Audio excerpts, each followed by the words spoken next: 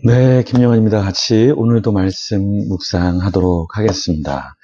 현대 신학자이면서 사회학자인 자크 엘룰이라고 하는 사람이 있습니다. 이 사람이 쓴 책이 도시의 의미라고 하는 책이 있는데요. 매우 날카롭게 자신의 통찰을 보여줍니다. 그런데 그 내용이 무엇이냐면 성경 속에 이 도시라는 것이 단순한 건물이 아니다라는 거예요. 이 도시 안에 모여 있다라는 것은 하나님 없이 스스로를 보호하려는 인간의 반역적 의지가 담겨 있다. 이렇게 정의했습니다. 우리가 생각할 때 인간은 불안을 해소하기 위해서 더 높은 성벽을 쌓고 더 강한 자와 손을 잡으려고 하는 그런 성격이 있죠. 그 부분을 자크 엘룰이라고 하는 신학자, 철학자가 사회학자가 이것을 지적한 것인데요. 실제로 창세기 4장에 보면 가인이 아우를 죽이죠. 하나님 앞에서 자신이 살인을 하고도 내가 언제 내 동생을 죽였어? 이렇게 이야기하면서 뻔뻔하게 하나님 앞에 거짓말을 합니다. 그리고 나서 하나님의 심판을 받고 가인이 자신이 있던 그 에덴 동산을 떠나서 성을 쌓죠. 그리고 그 성에 거하게 되는데 그 성 이름이 에녹성이었습니다. 그래서 그 에녹성이라는 것은 굉장히 성경적인 이름을 갖고 있지만 우리가 에녹 그러면 하나님과 동행한 자 이런 뜻도 있죠. 그런데 그 가인의 아들의 이름이 에녹이었고 그 에녹이 그 성을 쌓은 뒤에 인간의 문화가 만들어지게 되었죠. 그런데 그 성의 문화라는 것이 하나님을 예배하고자 하는 무리들이 모인 것이 아니라 하나님을 대적한 인간의 본성이 여실히 드러나는 그러한 곳이었다라는 것입니다. 그래서 오늘 본문에서도 하나님이 이스라엘의 그 대적자들을 무너뜨리시는데 그 대적자들을 무너뜨릴 때 하나님께서는 그 성읍을 무너뜨리신다. 그 도시를 무너뜨리신다. 왜 하나님께서는 그렇게 하실까요? 그 이유를 좀 더 같이 한번 살펴보도록 하겠습니다. 1절에서 3절까지의 말씀입니다. 다메섹에 관한 경고라. 보라, 다메섹이 장차 성읍을 이루지 못하고 무너진 무더기가 될 것이라.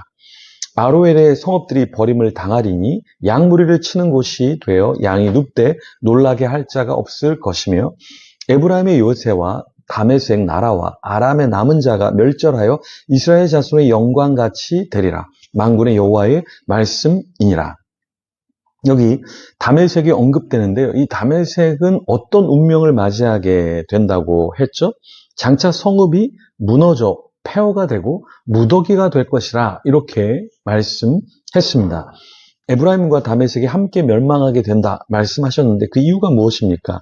에브라임이 수리아와 손잡고 유다를 공격하려 했기 때문에 그 에브라임을 하나님께서 놔두려고 하지 않으셨던 것이죠.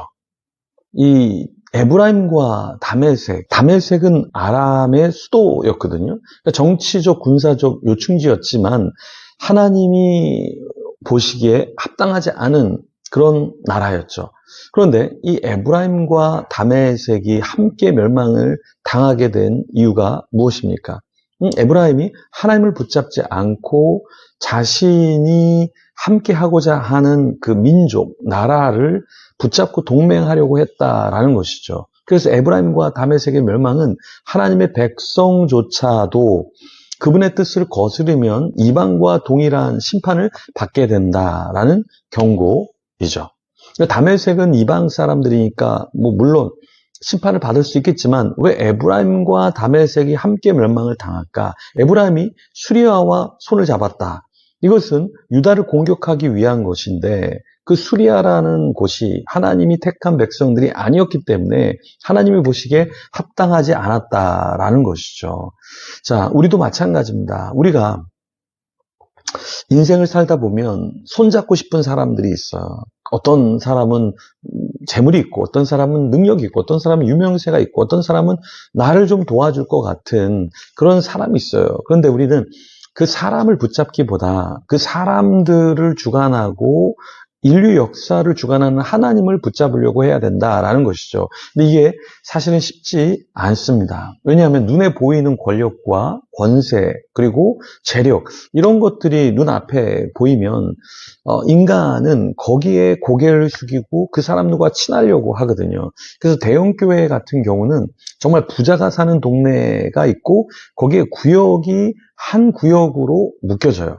그랬을 때 이 부목사님들이 구역을 나눌 때 굉장히 섬림이 되는 앞에 있는 오랫동안 섬겼던 그 목회자들은 좀 교회랑 가깝고 그리고 또 재력이 있는 그런 교구를 선호하는 경향이 있습니다. 그래서 말단에 갓 들어온 목회자들은 저 멀리 1시간, 2시간, 3시간 떨어져 있는 교구를 담당을 해야 하고 오랫동안 있었던 사람들은 신방 가면 또 뭐라도 줄 수 있고 또 나중에 자신이 어려울 때 도울 수 있는 사람들을 더 챙기려고 하고 그 교구를 맡으려고 한다. 이런 것도 사실은 목회자들이 그래서는 안 되는데 그러한 눈에 보이는 권세와 재력이 있는 사람들을 붙잡고 싶은 게 인간의 마음이다라는 것이죠.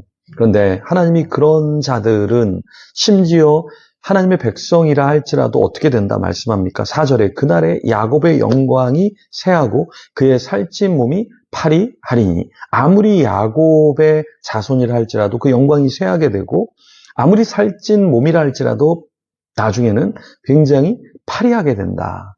이렇게 말씀하셨습니다. 그래서 나는 지금 괜찮아. 그리고 저 사람들은 지금 괜찮아. 그래서 저 사람과 내가 더 가까워져야 돼. 그리고 저 사람을 통해서 내가 무엇인가를 얻으려고 하는 것은 하나님이 보실 때 조금 미성숙한 것이죠. 목회를 할 때도 그렇고 선교를 할 때도 그렇고 여러분도 공부를 하고 일을 할 때 나를 도와줄 것 같은 사람만 챙기는 것이 아니라 그 사람에게만 눈길을 주는 것이 아니라 하나님의 도움이 어디서 올지 우리는 알지 못하고 하나님이 우리를 도우시기 때문에 하나님에게 더 많은 눈길을 주는 저와 여러분이 되기를 소망합니다. 기도하겠습니다. 하나님 감사합니다. 때로 우리는 눈에 보이는 민족이나 또 화려한 도시를 좋아합니다. 권력자를 좋아합니다. 유명한 자를 좋아합니다. 그것이 인간입니다. 그렇지만 하나님, 우리가 이 땅에 살지만 잠시 이 땅에 사는 동안에 그러한 권력자와 사람을 붙잡는 것이 아니라 보이지 않는 하나님을 더 붙잡는 저와 우리 모든 예배자 되게 하여 주시옵소서. 때론 유혹도 받고 또 마음이 더 부한 자에게 유명한 자에게 가지만 그 마음들을 끊어내게 하여 주시고 성령 하나님을 붙잡고 주님의 충만함을 누리게 하여 주시옵소서. 감사합니다. 예수님 이름으로 기도합니다. 아멘. 우리 계속해서 기도하며 주님 앞에 나아가겠습니다.